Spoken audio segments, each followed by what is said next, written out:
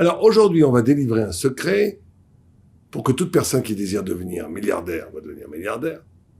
Toute personne qui veut devenir riche va devenir riche. Toute personne qui va devenir en pleine santé aura la pleine santé. Celui qui cherche son âme sœur à Saint-Blanc, tout ce qu'il veut. Un secret extraordinaire qui vaut des millions de dollars. Alors, vous allez me dire, mais Sarah, je suis devenu fou. Oui, non, je vais essayer simplement d'expliquer ce que la Torah nous enseigne. Alors, il y a avant tout, pour bien définir les choses, une Gemara que j'aime beaucoup, j'en ai déjà parlé, où quand Moïse reçoit la Torah, le Satan demande à Dieu, elle est où la Torah? Et Dieu dit, je vais pas la chercher. Enfin, je dis pas, je sais pas, il va la chercher. Et le Satan plane, c'est un très beau texte, dans les mers, dans les montagnes, dans les cavernes. Il va un peu partout. Il ne la trouve pas. Il revient vers Dieu, il dit, je l'ai pas trouvé, j'ai été partout dans la mer, dans les montagnes, dans les cavernes, dans les sommets les plus hauts, dans les lunes. Où? Je l'ai pas trouvé. Dieu lui dit, va voir le fils d'Amram, Moïse. Et Moïse a la Torah ici sous la cape. Et Satan lui dit, elle est où la Torah? Et Moïse dit, j'ai pas la Torah. J'ai pas la Torah. Et Dieu dit, Moshe Badayata? Moïse, est-ce que tu es un menteur? Et Moïse répond très innocemment, en disant, mais non, mais moi, j'ai pas la Torah. Toi, cette Torah dont tu fais tes délices, cette Torah qui a été créée avant le monde, moi, le fils de la femme, l'humain trop humain, je vais dire que j'ai la Torah, que je possède la Torah, je l'ai pas. Et Dieu dit, parce que tu t'es fait humble, parce que tu t'es fait petit par rapport à la Torah, ben la Torah s'appellera Torah Moshe. Comme il écrit, Torah Moshe, Morachat Kilat Yaakov. Incroyable ce texte. Parce que regardez la finesse du texte. La finesse du texte est incroyable. C'est paradoxalement, quand Moïse dit qu'il n'a pas la Torah, qu'à ce moment, la Torah devient à lui. Et que Dieu lui dit, ça s'appellera Torah Moshe. Ça veut dire, en gros, si quelqu'un commence à me dire, moi j'ai la Torah, j'ai le secret des bénédictions, je maîtrise les univers spirituels, Dieu préserve. Ce sont des gens qui veulent mettre Dieu dans leur poche, comme on dit, ce sont des gourous, qui n'ont aucun rapport avec la vraie Torah. Le vrai Ben Torah, le vrai Talmid Chacham, le vrai tzaddik, le vrai sage, il est fragile. Il sait qu'il n'a rien. Et que Dieu a tout. Et il dit, j'ai pas la Torah, j'ai rien compris. Ta Torah est infiniment plus grande que moi. La Torah est infiniment plus grande que moi. Mais parce qu'il donne cette dimension, regardez la finesse, parce qu'il donne cette dimension infinie à la Torah. Alors c'est aussi ça, une compréhension nouvelle de la Torah en négatif, qui fait que la Torah devient, oui, quelque part à lui. Et là, de façon mi-mêlée, ce qu'il appelle de façon consécutive, oui, les grands Talmidei Chachamim, les grands tzaddik, le Rabbi Lubavitch, Raphaël Kanievski, le Steipler, ils ont fait des milliers de miracles, des milliers de brachot qui ont marché. C'est sûr que ça marche, les brachot. Mais ça marche, les brachot. Baba Saleh, il faisait des brachot, ça marchait extraordinairement. Pourquoi? Parce qu'il disait jamais, je vais te faire des brachot qui vont marcher. Il savait qu'il n'avait rien. Et comme ils n'ont rien, il laisse la place à Dieu qui est tout. Et en laissant cette place à Dieu qui est tout, par la compréhension négative qu'ils ne sont rien, qu'ils n'ont rien, et que la Torah est infinie et que Dieu est infini, alors ils deviennent un peu chagards, ils font partie de cet infini. Et après, ils ont effectivement des srouillottes du mérite de faire des brachot. Ça ne marche que comme ça. Dès que quelqu'un se croit lui-même investi de pouvoir, qui peut faire ce qu'il veut, il tombe ou dans l'idolâtrie, ou dans la folie, ou dans la superstition, pour lui et pour les autres qui adhèrent. Et c'est vraiment assourd, c'est quelque chose de l'ordre de la Touma, de Sitra Achès, on n'est plus du tout dans la sainteté, dans la Kedusha. Bon, alors tout ça c'est très beau, mais je vous ai promis la richesse, la santé, l'âme sœur. Comment est-ce qu'on peut l'avoir? Alors il y a un très beau Rambam, pourtant on ne peut pas, Rambam Maïmonide, qui nous dit la chose suivante. Il y a une grande discussion entre Nachmanide et Maïmonide. Est-ce que Dieu fait tout? Nachmanide, Ramban, il dit par exemple que voilà, je fais ça, ça tombe.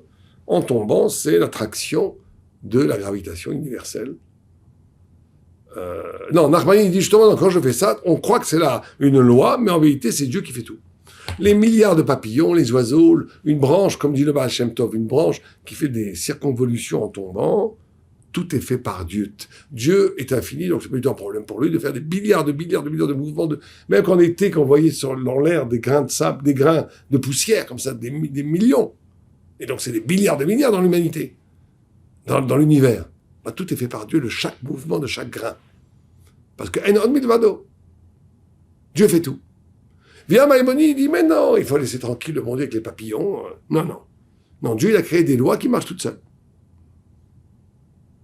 Certains ont été très contre Maïmonide pour ça, au point où Maïmonide dit qu'une mouche dans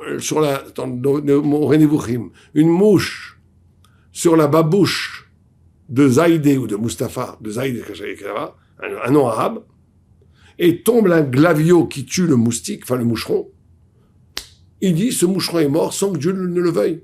Il est tombé sous le coup du hasard et de la nécessité. Il dit, je sais que ces paroles vont pouvoir te choquer, mais c'est la vérité. Bon, qu'est-ce qu'il veut dire par là, Maïmonide? Quand il n'y a pas de Hashgacha, il n'y a pas de providence. Dieu préserve. Alors, la plupart des Rishonim pensent que la providence, elle est absolue partout égale.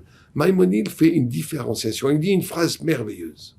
Il dit, parce que la providence, la Hashgacha, eh bien, Erer HaChochma, on va traduire, la providence est proportionnelle à l'intelligence.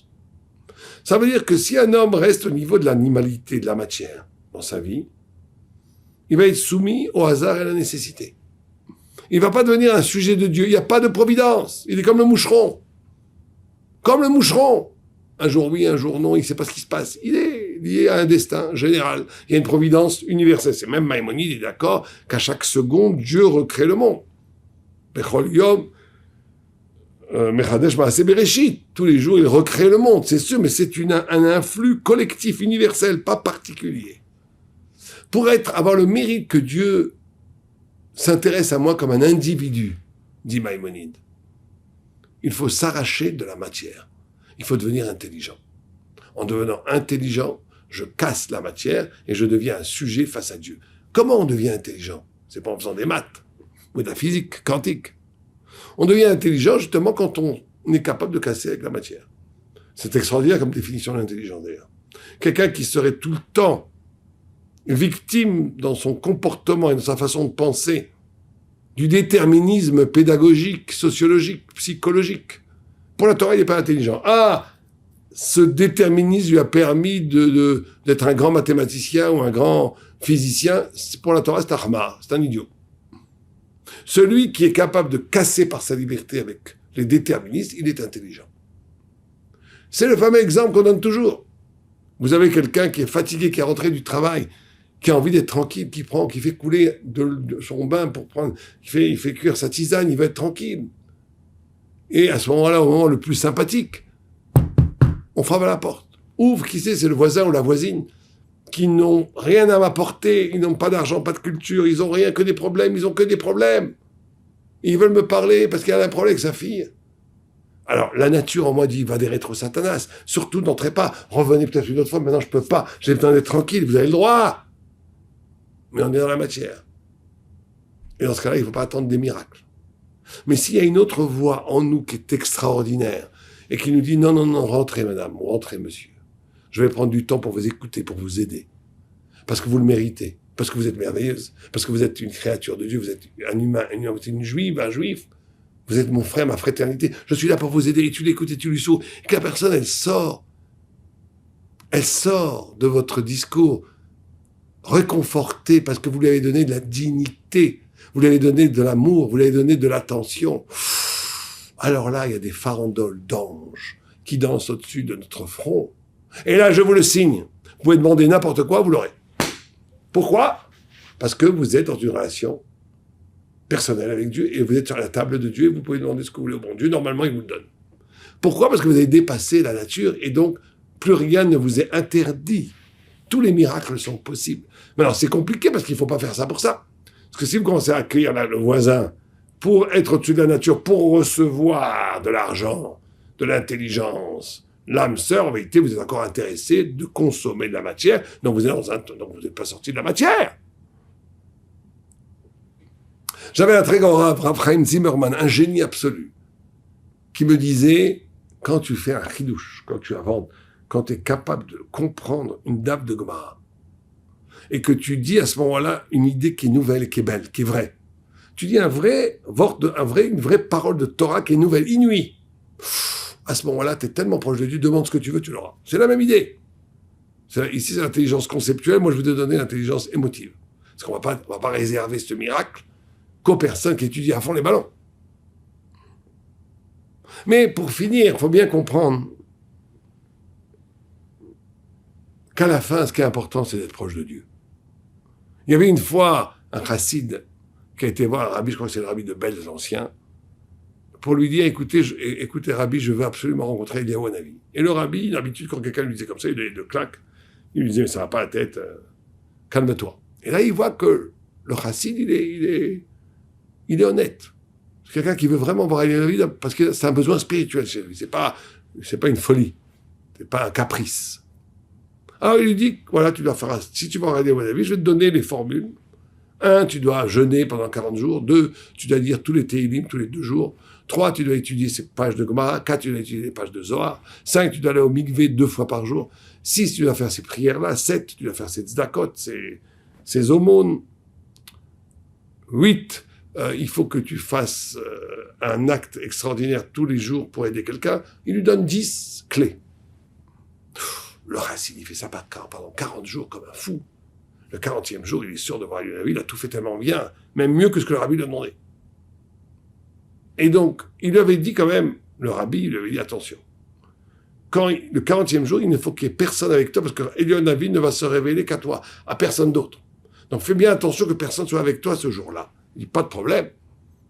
Il prévient le shamash, il prévient, parce que c'était un arabe ce racine, il prévient le bedeau, il prévient toute sa famille qu'il doit être cette journée absolument seul. Et il attend, habillé en habit de Shabbat, en prière. Eliyahu Hanavi le 40e jour. Et à un moment donné, on frappe à la porte. Eliyahu Hanavi est arrivé. Il ouvre la porte et il voit qu'est-ce qu'il voit, pas du tout Eliyahu Hanavi, il voit un mendiant. Il lui dit, monsieur, j'ai faim, donnez-moi. Et il lui dit, oh, c'est vraiment pas le moment parce que, allez voir le bedeau, demandez ce que vous voulez de ma part, il va vous donner, pas de problème. Il ferme la porte. Il se remet en prière. Passe la journée, Eliyahu Hanavi ne vient pas. Le lendemain, il va voir le rabbi de Benz, il lui dit, je ne sais pas si c'est un des rabbis, je crois que c'est le rabbi de Benz, il lui dit, voilà ce qui s'est passé. Il lui dit, impossible, t'as fait ça, j'ai fait ça. T'as fait les mikvés 2 fois par jour, oui. T'as été pendant 40 jours, t'as prié, oui. T'as fait les aumônes, t'as fait l'acte extraordinaire, oui. T'as dit les Tehillim, oui. Raconte-moi ce que c'est impossible. Il lui raconte, à un moment donné, sourit le rabbi de Benz. Et il lui dit, mais ce mendiant qui est venu te voir, qui t'a frappé à la porte, qui voulait rentrer, qui t'a demandé un bout de pain, et que t'as renvoyé chez le bedeau, c'était Eliyahu Hanavi déguisé en mendiant. Et tu n'as pas été capable de le voir. Voilà, tu as eu ce que tu as eu. Alors, au-delà de l'intrigue sympathique, de l'histoire sympathique, ce qu'on doit comprendre, c'est le fond, c'est que des fois, on s'abîme dans des exercices spirituels, dans la religiosité, dans des rituels, et qu'on oublie le plus important. L'homme qui a faim, c'est plus important qu'Eliyahu Hanavi. De donner à manger à celui qui a faim quelque part, c'est plus important que l'expérience mystique de rencontrer Eliyahu Hanavi. Moi, je suis toujours frappé dans les synagogues quand des gens prient comme ça, pendant 1 heure, ils ont donné, au lieu de faire du business, et vient un pauvre, il ne le regarde même pas, il lui fait une grimace presque dégoûtée. C'est-à-dire que les gens n'ont rien compris. On n'a rien compris. Tu vas prier à la synagogue, tu vois un pauvre, au lieu de sourire et de donner de l'argent, tu fais un destin. Alors, me laisse pas tranquille. Ben voilà. Ça veut dire qu'on n'a rien compris. Et donc, le principal, à la fin, c'est la présence de Dieu, être avec Dieu, être un tzaddik de Dieu. Il n'y a que ça qui est important. Et donc, la Torah se doit de ne jamais être liée à des manipulations d'argent, de pouvoir, ou même de pensées magiques, superstitieuses, etc. Non, ça ne marche pas comme ça. Il faut être des êtres de lumière, livrés à l'élévation. Alors là, oui, effectivement, là, tous les miracles sont possibles. Amen, Vinyavim.